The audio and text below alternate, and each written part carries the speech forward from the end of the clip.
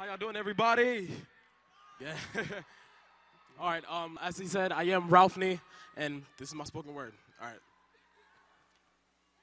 Now, before I introduce the Savior, let me start off by saying the history of his story, which is the creation of the Creator. See, we all started off Snow White until we bit of the apple that was falsely promoted by a being which was a hater. And we fell into this coma of sin. We were either dead or asleep. It's hard to tell.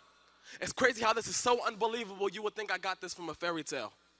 But that's not all. I have a happy ending today because our prince came in and kissed death away. But he didn't stay. After he completed his mission, he sent us in the inner mission of entering our mission of carrying out the Great Commission. But somehow we twisted the description to where in times like such, lukewarm is okay with Jesus, and if you see a teen on fire for God, he's apparently doing too much. And we start questioning whether or not God really did this, and we start living like Boaz before he was married, ruthless. And we repeat arguments that are so absurd, like, Jesus, I want to serve you, but I don't like your church. Oh, God, I love you so much, but I don't want to read your word. It's crazy because this very thought made my soul cry. What if Jesus were to say, I love them so much, but I'm just not willing to die? Because I could throw a bunch of mind-boggling and complex words, but really in the end, it could mean nothing more than something that's like 50 points on Words with Friends. Because it means nothing until you realize that we came from relentless to I can't take this, to righteous, to maybe Christianity is rightish.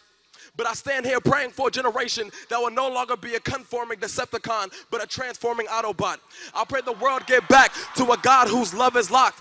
I was relentless way before I was ever martyred or shot. You might know me from the Columbine. My name is Rachel Scott. As I hear the cries of the people who don't know that that bullet is probably the easiest pain that they're about to go through. And as I hear the gunmen make others death certain because they themselves don't know truth. And as they direct the gun in my direction, they scream out loudly, do you serve God? And I say yes as the bullet ripped through my body. See, she wasn't relentless because she was killed. See, getting martyred is never our job. She was relentless because she was so in love that not even life itself was better than a relationship with God. And that's what we're called to be. That's what we're called to be. Relentless, rigorously enhancing love, even now that life acts as society's savior. So when life give me lemons, I will not make lemonade because life will never give me anything that I could use for my own aid. Because the one thing I needed, they wrapped in grave clothes. Thank God my God thought death was bull, so he rose. See, Jesus proposed with his life, and only if you accept he wants to marry tonight. But trust me, he's a gentleman. He didn't act a fool with it. He asked your father first, and trust me, he was cool with it.